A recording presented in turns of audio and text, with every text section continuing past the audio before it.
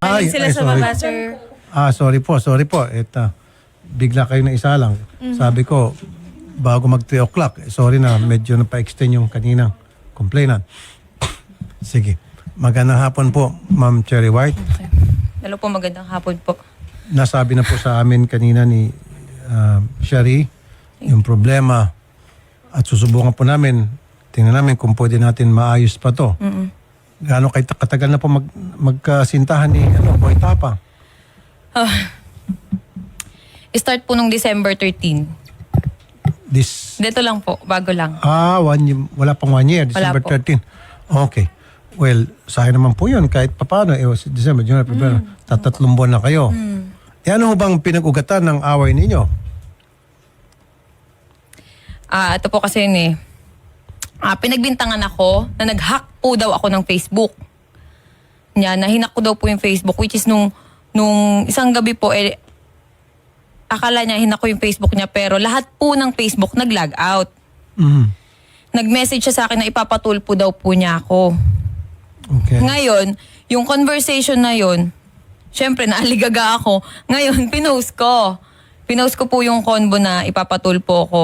Tapos, bigla na lang siyang nag-live sa Facebook niya. Nagsalita po siya ng mga kasiraan about sa akin. Katulad po ng walker ako, magulang ko po, adik, may matanda daw po ako. Yun po yung mga sinabi niya sa akin sa live. 1 hour po siyang naka-live. Pero pagkatapos niya, nag-usap na ho ba kayo, ma'am? Hindi po. Okay. Hindi mo natanong sa kanya ba't niya nagawa yon? Wala ba siya yung pagsisisi or pag nag-post later on na bakit niya nagawa yon o hindi ba siya nag-reach out at gusto makipagbati? Wala po eh. Bakit siya pa magpapatulpo Ayun nga po eh. Hindi ko maintindihan bakit ako pa ipapatulpo kasi may ebidensya daw po siya na pinapahack ko yung account niya, yung Facebook niya. anong ebidensya pong hawak niya? Hindi ko po alam. Nung gabi po yun, lahat yun nag-log out yung Facebook. Pero kung kayo po ay magkasintahan, ba't kinakailan po ay i-hack yung kanyang Hindi ko nga account? po alam. Hindi ko po gawain yun. Pero yan po iba na-explain mo na sa kanya. In-explain ko po, pero sunod-sunod yung rant niya sa akin. Sinasabihan niya pa ako ng bad words na, ulul ka, alam ko ikaw may gawa nito. Pero, nung time na po yun, lahat ng Facebook nag-log out. Okay. At ito naman. ito. Nagkaroon po talaga ng down po. Ang meta po nung araw po na yun. Facebook, Messenger, and Instagram po. Yung po ba, Nag-down po talaga. alam niya at nasabi sa kanya? Hindi ko po alam.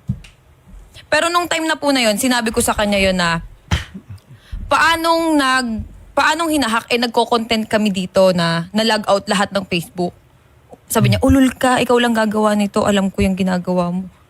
Pero ano motibo para gawin niyo sa kanya? Hindi niyo ba naipaliwanag sa kanya na ba't ko gagawin yun? Ba't kita i-hack? Sir, puro bad words po yung sinabi niya. Ako, kalmado lang. Sabi ko, hindi ko gagawin yan. Nandito po yung conversation sa akin. Pero sa palagay niyo po, bakit niya naisip yun? Marami Siguro lang po pwedeng dahil po pagbintangan. galit siya. Galit siya? Bakit po siya galit Sir, sa inyo? matindi magalit yun, nakakatakot. Kaya nga boy tapang Opo, nakakatakot talaga. Dapat prepared ka na kung nung makipagrelasyon ka sa kanya. Hindi, kaya nga po Alam mo naipag-iwalay dapat- na ako eh. Ayaw niya. Ayaw niya. Siguro give it a try. Kasi siyempre ma'am, nung pinasok mo relationship with him, alam mo kung ano yung karakter niya, pagkatao niya. Dapat tanggap mo Sir, niya, nung ready nagkakilala ka. kami, hindi po siya ganun. Sobrang lambing niya. Sobrang bait niya. Okay, maganda yung sinabi mo. So, Opo. ano sa tingin mo ang dahilan nung sobrang bait niya, sobrang lambing niya, biglang nag 360 degrees? Sir, selos. Ayun. Yan Selos. sinasabi nila, huwag ka kasing magkaroon ng kasintahang maganda. Oo, di ba? Kasi kung ikaw magkasintahan maganda, talagang marami kang problema dyan. Siyempre, Sir, natural. maganda. Hindi po daw ako maganda. Kasi sinasabi niya sa live, unggoy ka din. Tanggalin mo yung maskara mo. Pangit Kasi na. sir, ritoke daw po yung ilong ko. Wala namang masama kung ritoke. Doon sa mga selosa at seloso, wag na kayo magkasintahan ng gwapo at maganda para hindi na kayo magsiselos. Wala nang aligid-aligid. Di ba? So, nagsiselo siya. Baka naman may pagbasihan, ma'am, para maging fair. Baka naman may pagbasihan yung pagsiselos niya. Sir, ito nga pilit kong sinasabi noon sa social media, ilabas mo kung anong dahilan ng hiwalayan natin. Bakit hindi mo malabas? Kasi sir, ayoko magsalita masisira siya. Hindi, pero ma'am, kasi wala siya rito, subukan natin tawagan. Yung bang, okay, dati malambing siya, sabi niya sweet. Sobra. O, Para siyempre, akong prinsesa. tama lang yon. Usually ganun talaga pag naniligaw. Pag tumagal-tagal na, hindi naman lahat, medyo pa yung pagbabago. Pero, what led to it? Ano po yung mga nagawa mo sa tingin mo sa kanya na para naging ganun po yung kanyang pag-aasal na ngayon sa inyo? Kasi ganito po yan nag-start yan pati dun sa may nagpa-picture sa akin sa Alcoy, sa Cebu. Nag-away po kasi kami that time. Lagi kami nag-aaway. Laging punto selos. Siyempre ako nagselos din ako, pero yung pinagsiselosan ko nasa lugar. Okay. Nasa Ano po yung sa totoo. Cebu? Yung sa Cebu, sir, ganito yan Meron din kasing lumabas sa video po na nanakit ako. Pero hindi po siya yung sinaktan ko. Opo. Yung mga kaibigan niya. Sir, dinipensahan ko po kasi yung sarili ko. Bumaba ako dun sa resort, nakapanty ako, nagsiswimming po ako dun that time. Opo. Tapos, pag akyat ko, galit na galit siya. Sabi niya sa akin, hinawakan niya yung kamay ko agad. Nakaganyan ako, sir. Hinawakan niya po yung kamay ko, tapos yung kaibigan niya, 4 na lalaki. Habang hawak niya ako, naka-video sila, nasa kalsada po kami, may video ako. Nasa kalsada sila, nakipag-sex ka doon? Ginaganyan na ako, nakipag-sex ka dyan sa baba? Anong ginawa mo dyan? Sabi ko, mga followers, nagpa-picture sa akin, anong masama? Doon na siya na-trigger. Nagselo siya, yun. So, may Galit na nagpa-picture galit sa yung mga followers, pinagselosan niya po yun. Opo, yung mga taga Cebu. Doon po sa lugar na yun. Natural lang po sa ating mga vloggers, magisiguro sa kanya, pag may nakikita mga followers nagpapapicture, hindi niyo po naunawaan yun. Bakit wala ho ba nagpapapicture sa kanya? Madami din po. Oh, at ikaw, nagsiselos ka ba pag may nagpapicture sa kanya? Hindi po. Normal po yun pag may nagpa-picture. Kaso kasi yung point po na yun, naghiwalay na naman kami. Yung mga nagpa-picture sa akin, pinatagay ako. Dun sa may resort. Siyempre, katuwaan po kami, yun. Pag akyat ko, yun, na galit na siya. Anong dahilan daw bakit si Boy Tapang, siya pa sana magpapatulfo? Ano sinasabi? Pinahack ko daw po yung account niya, kaya ipapatulpo niya pagpapahak. ako. Okay. Na wala naman pong basihan. Okay.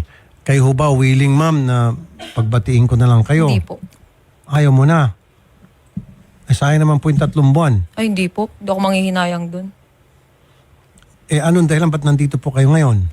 Gusto ko po kasi sabihin sa kanya na kasi sa social media po tinitira na yung yung mental health ko talaga. May mga nagbabanta din. Tapos, hindi na ako makatulog ng maayos sa lahat ng sinasabi ng tao. Ganyan pala yung babaeng yan, may matanda. Kasi yung sinasabi niya pong matanda, tatay po ng anak ko yun. Na 40 years old plus. Yun yung sinasabi niya na matanda ako. Tapos ito Pero okay. Yung ba na isabi mo sa kanya bago kayo nakipagrelasyon sa kanya na ako ay merong anak at ang tata nito ay alam niya 40 po yun. Okay. So dapat hindi niya na sinisingil siya yun. Dineklara niya yun sa kanya. Okay. So ano pa po yung kanyang hinaing? Sa social media, yung mga luxury bag ko daw po ay galing sa sugar daddy. Yun yung sinasabi niya. Na pinost ko, galing po yun sa sarili kong pinagpaguran yun. Yun yung kasi may mga nagko-comment sa akin, ang bag mo galing naman siya sa sugar daddy mo. Siyempre, nasasaktan ako, sir. Yung mga ganun na nadadamay din po yung anak ko sa mga comment. Kaya sabi ko, hindi po ako sumagot sa sa Facebook. Gusto ko daanin na lang namin sa Okay. Kasi ma'am, ito, kung talagang hindi kayo magpag-ayos at lumalato, kung yun po yung naitabi nyo o na screenshot nyo, yung mga pananalita na hindi totoo, pwede cyber libel natin. Kung sino man yung gusto nyo, may kagagawa niyan. Lalo yung sinasabi na ikaw ay walker, ikaw ay ganito, ganon, na below the belt po yun. Tsaka po yung nanay ko, tsaka yung tatay ko, sinabihan niya ng adik. Yun po, pwede natin makasuhan ng cyber libel mga yon. Nandiyan ho na preserve nyo yung mga post na yon. Hawak nyo pa po. Opo, may video. Sinend ko na po. Pwede ho kayo mag-cyber libel kung tutuusin. Pero habang maaari sana maiwasan natin, mapagbati namin kayo. Hindi po mangyayari yun. Kilala ko yun Okay? So, at least kayo po yung nakapagsalita na sa amin. Pag siya'y pumunta rito, alam na namin kung anong gagawin. Siya nga pala, kanina pala, malala ko, yung lawyer po ni Boy Tapang gusto ata makipag-usap off-air. So willing ho ba kayo pagkatapos nito, pag-usapin naman kayo off-air. Sige Meron po. atang gusto sabihin yung lawyer. Siyempre, yung lawyer siguro, alam niya na pwede ka mag-cyber libel doon sa mga sinasabi mo. Pero ikaw ba walang sinasabing masasama kay Boy Tapang? Nagmura po ako kasi away namin yun eh. Nagmura po ako dun sa sa bahay ni Hindi, record pero niya. yung bang pinost nyo po na may sinabi kayong mga libelos, yung mga Ay, wala po. malisyosong mga panalita, wala. Walang cyber libel. Kasi sa alam inyo. ko po yung mangyayari. Kaya hindi po ako sumagot. Pero yung mga tao pong nagsalita ng mga hindi maganda laban sa inyo, paninirampuri, yun po, pwede tayo mag-cyber libel. Tutulong po kami. Okay? Sige po. Si Boy Tapang daw, mamaya na lang daw magsalita. Yung, may Actually, sir, panawagan? may post po siya sa Facebook 20 minutes ago kanina po. Kakagising ko lang, excited naman to. Kalmahan mo, alam ko, pangarap mo yan umabot sa Tulfo kagaya ng pag-utos mo kay Canada Girl dati. Asa na ang tawag, inihintay ko. Pero tinatawagan natin, sir, wala pong sumasagot po. Saan? Pupuntahan na lang daw po si Boy Tapang. Hindi niyo tinatawagan? Shari? Hindi po, tinatawagan po natin, sir. Ringing po, hindi po sumasagot, sir. Pero Yung mga nakausap staff po natin kanina yung lawyer, di ba? Opo, hindi po sumasagot. Tas ngayon po, cannot be reached na po. Yung number po na ibinigay po ni Ma'am Kasi nga, Sherry White. ayaw nga nila ng on-air. Ang gusto nila off-air. Yung lawyer. Yung lawyer daw po ang willing Yung lawyer daw po, makipag-usap. Ma'am Cherry White, willing natin makipag-usap. So mas maganda kung lawyer, alam niya na anong pwede mangyari base doon sa mga sinabi mo na mga post. Actually, Sir Rapi, meron din po akong lawyer. Pwede din po siyang, yun din yung makipag-usap. Lawyer to lawyer. Opo. Patay na, mukhang tumitindi na to. Habang maaari sana, kayong dalawa lang. Hindi po. Mas mabilis masolve yun kung kayong dalawa lang. Hindi Kasi na po pag kaya lawyer to lawyer, medyo ibang level na Napahiya yun. na po kasi ako sa social media eh. Wala na Nadama yung anak ko eh. Wala nang pag-asa na magkabalikan Wala kayo. po. Naku.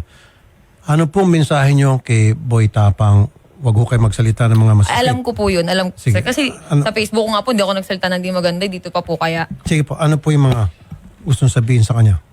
Nanunod po siya malamang kasi kinatbilis na po siya, pinatay niya yung cellphone. Ano po, ang gusto niyong ayan po, tingin sa camera. Mensahe niyo po sa kanya. Wala. Good luck. Yun lang. Good luck. Good luck sa'yo. Good luck sa atin. Yun lang po. Yun lang po. Siya yung